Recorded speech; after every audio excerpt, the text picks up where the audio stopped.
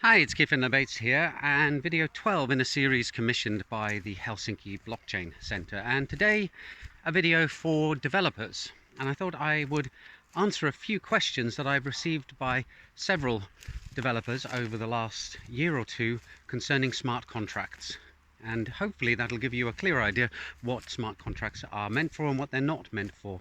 So the first question, and I've been asked this one at least 4 times, is how can I use Ethereum Solidity in order to draw graphics? And the answer there is that the Ethereum blockchain and the Ethereum programming language Solidity are not designed for graphics. If you want to have a visual representation of something in the blockchain, you typically go and code up a web front end. The blockchain is more like a database, and databases aren't used for drawing graphics either. Now, with a database, what you can do is you can store the data in the database that is then used in order to render some graphics on a web browser or on a computer screen. Now, you can do this with Ethereum too. However, the cost of storing data on the Ethereum blockchain is high, and it's not what the system is designed for. The system is primarily designed as an identity and access management system. So that's what you have these wallets and Ethereum accounts for. And it's designed for moving tokens around, not for graphics. So the second question is kind of related. Somebody asked me, actually, I think this one I've been asked twice by 2 different people. How can I do trigonometric calculations using Solidity?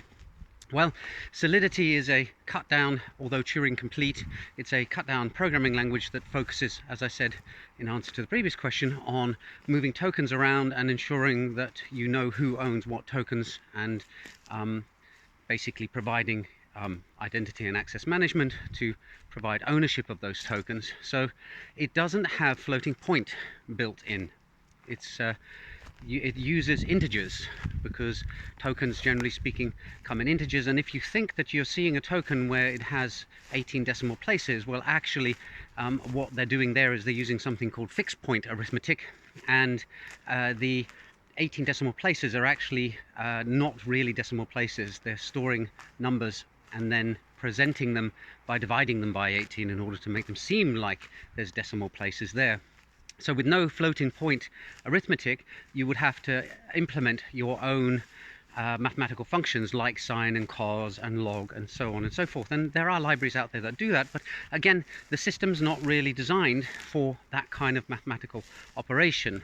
So it's a bit clunky if you try to use it, and at the moment there aren't many use cases that I've seen where you really would want to be able to use things like sine and cos.